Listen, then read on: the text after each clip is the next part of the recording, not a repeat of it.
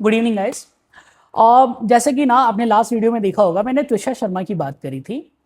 वो उस वीडियो को बनाने का मेरा पर्पज सिर्फ यही था। मेरा ना एक बहुत बड़ा क्वेश्चन है आप सभी से।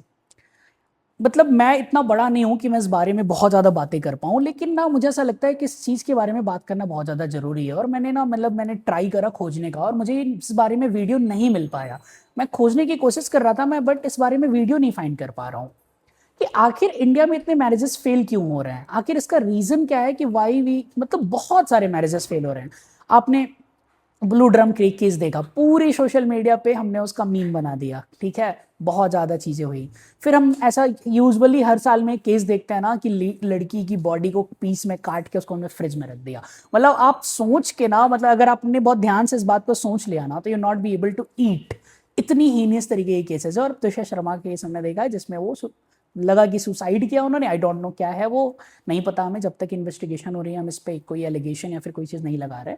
But this is the kind of case. मुझे ऐसा लगता है ना, एज मच आई फील, जैसा कि मैंने बात करा बहुत लोगों से, मैंने थोड़े से इसके ऊपर अपने बड़ों से बात करा, तो मुझे ऐसा ये लगता है कि मुझे उनसे क्या पता चला कि इंडिया में एक ट्रेडिशन था कि स्टार्टिंग में पहले क्या होता था ना, बहुत साल पहले, अच्छा हजारों 10,000 साल पहले, कि कभी भी किसी लड़की की या लड़के की शादी होती थी ना, तो उनकी सहमति के साथ उनकी शादी होती थी।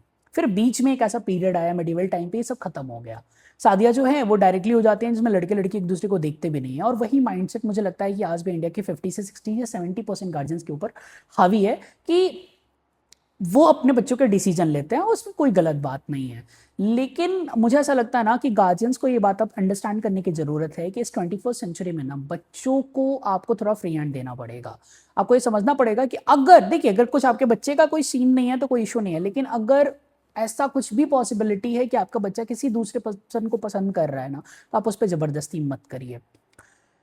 ये ना मुझे ऐसा लगता है। और दूसरी चीज़ ये है ना कि मुझे ऐसा लगता है कि 21st जनरेशन में, मैं खुद भी इसी जनरेशन का हूँ, और मैं खुद भी, मतलब मैं ये नहीं कह सकता हूँ कि मैं बहुत बुढ़ा सा हूँ कि मैं कोई चीज़ वो करूँ।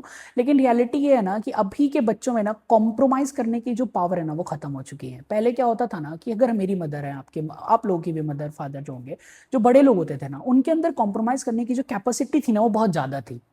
वो किसी चीज को ना सह सकते थे, सह लेते थे, वो कॉम्प्रोमाइज कर लेते थे वो चीजें। लेकिन अब ना इसको ट्रेडिशन बना दिया है हमने जनजी ने कि हम क्यों कॉम्प्रोमाइज करें। As a girl why we compromise, या फिर as a boy why we compromise. ये नहीं होना चाहिए। अगर जब तक लाइफ में ना थोड़ी सी चीजें हमेशा आपके अकॉर्डिंग नहीं होती है, आपको ये समझना पड़ेगा कि sometimes we need to compromise some things. अगर हमें लाइफ में ना, अगर हमें किसी रिलेशन को भी मेंटेन करना होता है ना, तो हमें जो पर्सन होता है, मदर से भी आप हमेशा एग्री नहीं करते हो 100% में, आप फादर से भी हमेशा 100% एग्री नहीं करते हो। तो फिर जब आपके साथ किसी की शादी हो रही है ना, तो आप ऐसे कैसे अज्यूम कर सकते हो कि उससे आप 100% वो चीज़ आप जो